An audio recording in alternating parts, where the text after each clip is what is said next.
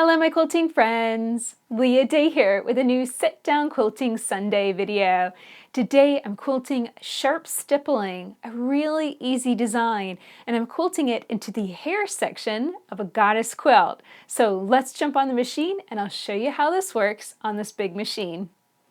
So I am quilting sharp stippling into a fairly small space on my quilt. I'm going to get started with just a wiggly line and come to a sharp point. That's where it gets its name. So here I'm going to come up to a sharp point, and when you're first getting started, it kind of helps to exaggerate the points and exaggerate that movement by stopping with the needle in the down position and then get started stitching and move away from it really quickly. So I'm going to slow this down so that way I can really emphasize this point.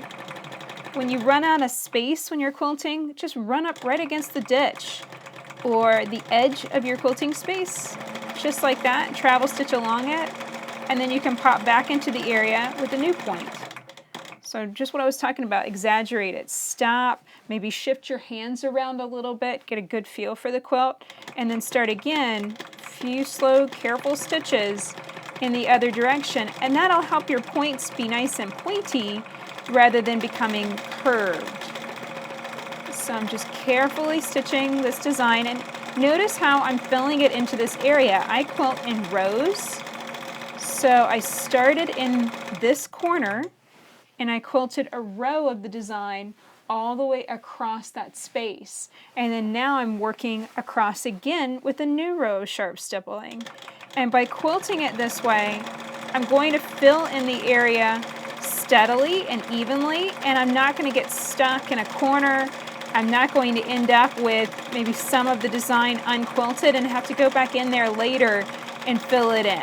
Essentially, you don't want to leave any gaps or open spaces in the design. Now I'm going to back up the camera here real quick so that way you can see how my hands look on the surface of the quilt. So you can see I'm working on a fairly large block, and I don't want it to flop off the front of the table as I quilt into the center of this space. So I'm going to just roll it and rest my wrists on that roll to keep it nice and flat. And then as I begin quilting again, I'm just going to be working through this space as evenly as possible. Just like I said, I don't want to leave gaps in the design. I don't want to leave spaces open. I just want to work back and forth in rows so it's completely quilted. And then I can move on. I've got basically 3 other spaces that I want to fill with the same design. So I'll show you how to chain those spaces together so you don't have to break thread in between. So as I quilt into this narrow space, I'm going to shrink down the design just a bit, making those shapes smaller. Just bring in those lines together. And never hesitate to stop and shift your quilt if it doesn't feel quite right on your machine. That's absolutely allowed. So now I'm just travel stitching over to connect with this space that also needs to be filled with the same design. And again, I'm going to roll over the quilt if that feels like the right thing to do. That feels pretty good. And then begin sharp stippling again. So just remember, wiggle line, come to a sharp point, stitch back, and it's almost an echo quilt. You know, you're stitching an even spaced distance apart, and that allows you to get that really curvy, fluid flame shape with your sharp stippling. So here I zoomed in one more time for you just to go over the design one more time. We're just going to wiggle around, come to a sharp point, and I'm almost echo quilting as I flow back through the design, interlocking it together. If those sharp points are a struggle for you, give regular stippling a try. That's, basically the same design, but with curves and no sharp points.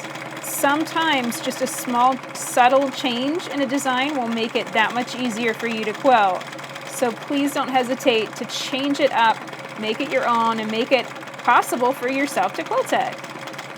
I hope that you can see how I'm filling through this space, just working in rows, quilting the design in kind of basically just a short segment and interlocking it with what I've already quilted. That way it looks seamless. It looks like a continuous texture flowing through the entire space. So that's it for this video. I really hope that you enjoyed learning how to use stippling in this kind of odd area of the quilt. It's a really easy design. It's one that's going to work great in small areas like this. It also works great to expand the design and use it over big bed quilts. So play with it this week, give it a try. And if you have any questions about quilting it, please ask in the comments below. I really want to help you master this design so you can quilt it too. Until next time, let's go quilt.